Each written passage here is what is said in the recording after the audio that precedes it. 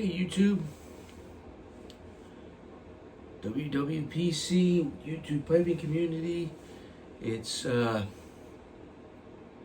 whopping 3 degrees wind chill, I believe, out there right now, and inside here it's a whopping toasty 37 degrees. So it's not too warm. Just a quick video and just chooching on my Peterson Dracula with some Peterson Sherlock Holmes,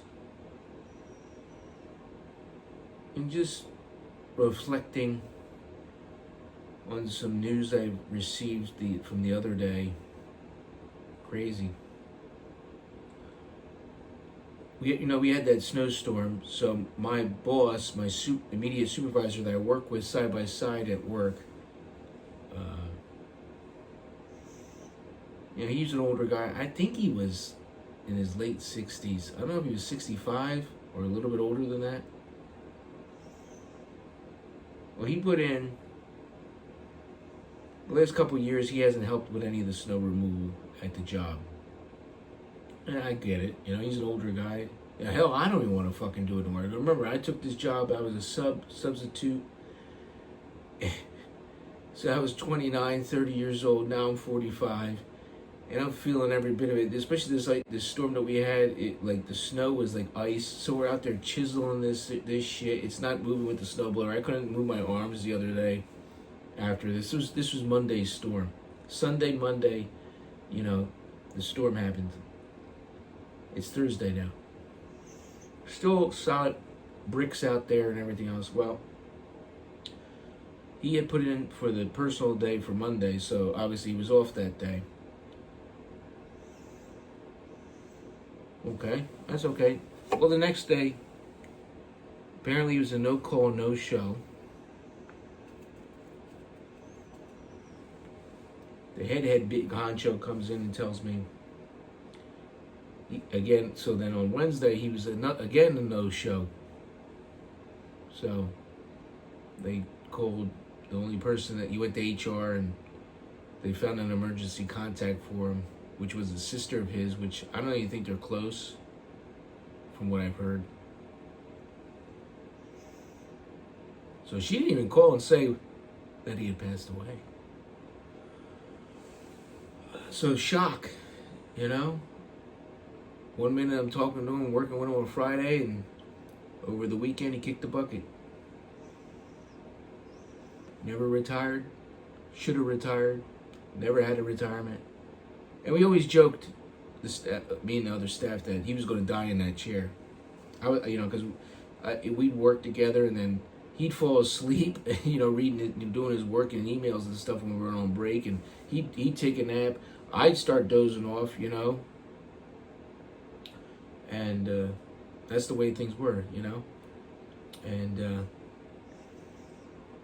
so it was a joke that, but I figured it'd be like somewhere in his 70s. He didn't want to quit. He was like, oh no, I'll keep on working a couple more years, get more of my pension or something, or Medicare or whatever, full benefits or something. I don't know. It goes to show you, even when my father-in-law in this position, he was forced retirement because of cancer and OCPD. So the last couple of years after he officially kind of retired, it was not good. So it just shows you that, once we get up in age, if you're not healthy, it's not fun.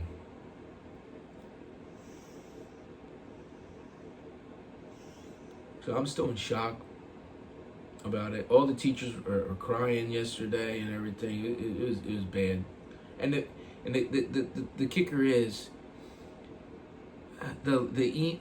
the superintendent sent the email out that he had passed with this long string of stuff, whatever, about him and everything, but his legacy and everything, but he kind of did it like midday, and so then the teachers all read it, and they're all questioning me and everything, and and everybody's like in shock, and it's like midday, so it's like, now you gotta like stomach this, they're all teary-eyed, and now they gotta go back to teaching and shit. Like, that was not good, the way it was done.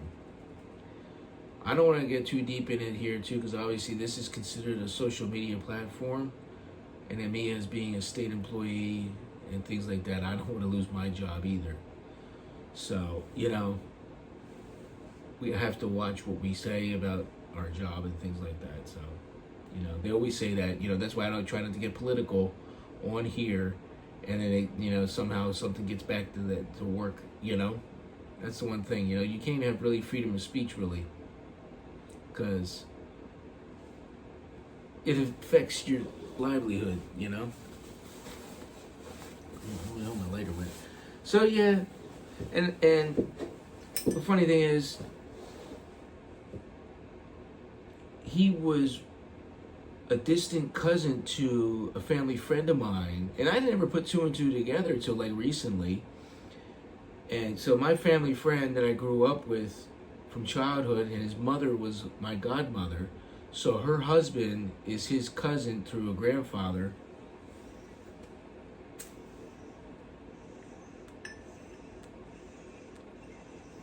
But the family has always been like, you know, not close at all. So like they weren't even close. And but it's funny because that's, you know, we were like,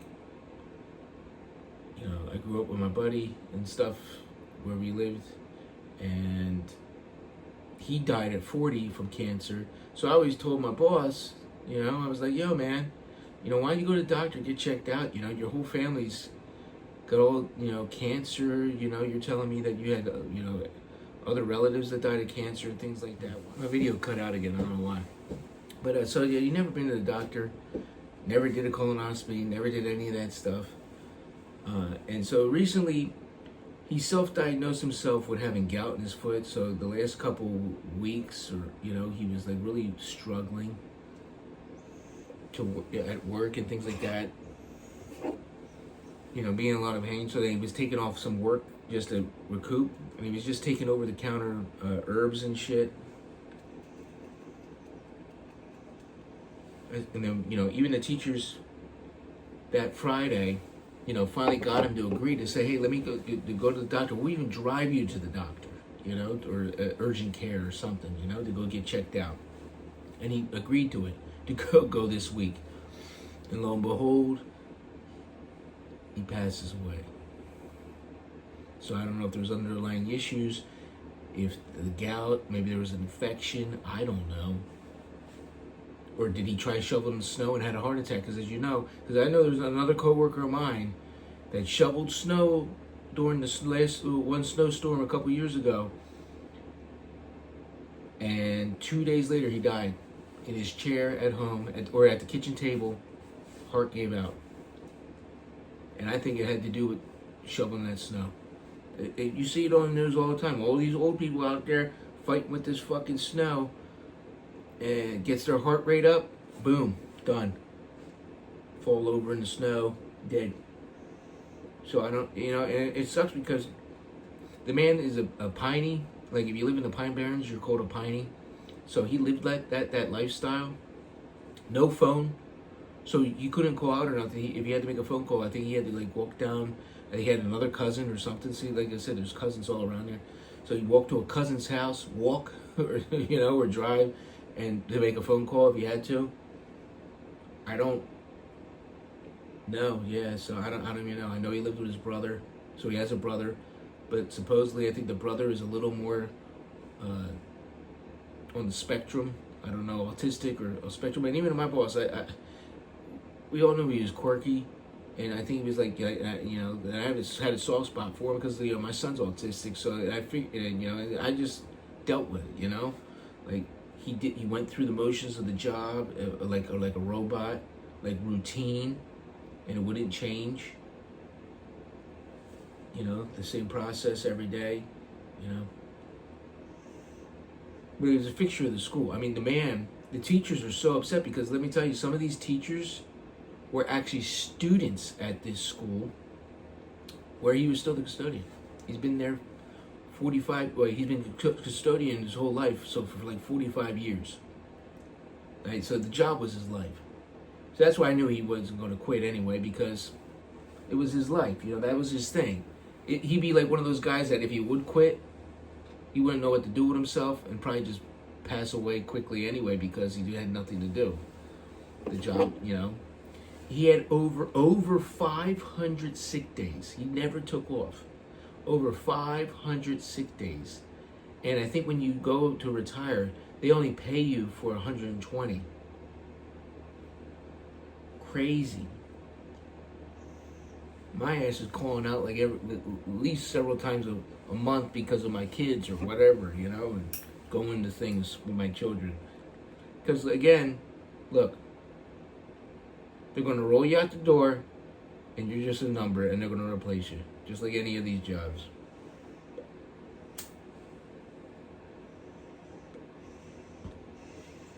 You quit, they forget your name, whatever, then boom, they get somebody else in your spot next day or whatever, So now we're in the process. I don't know who the heck's going to be my boss now and work with me during the day. Would I be wanting to bump up to his position? No. If I was my younger days, yes, that's what I wanted to do. I wanted to go custodial and then go to the supervisor and have more responsibility. Now I don't give a rat's ass because I have my kids. My wife's taking more responsibility with her job, and then if I were to work that shift, the hours are good because it's like 6 to 3. I'd be home by 3, and I do help her with the night shift with the kids and things like that. But it's more responsibility. I'd have to work overtime. I'd have to work when snow closures, and summer work is the nightmares when you have to like come up with schedules for everybody, and the building you have to maintain it and make sure that when you have contractors go, it's just too much of a headache. I just want to go to work, do the job, and come home, and not have that responsibility, because then I always have that stress, that weight on me. Oh, well, school's gonna be closed tomorrow because of snow. Or this weekend. So now I got to go in this weekend and work overtime, because it's like, granted, overtime is not mandatory, but when you're the boss, you kind of got to do it. You got to be a team player with your staff and do it. Like right now, they call me in. I say, go scratch. I'm not coming in that bullshit, which I didn't. We didn't have to. We probably should have worked that Sunday because the snow would have been easier to move, because when I came in on Monday, it was solid rock because it rained on top of it. So I'm like fucking chiseling that shit, and it was hard to move. Oh my god. So I'm still sore from it.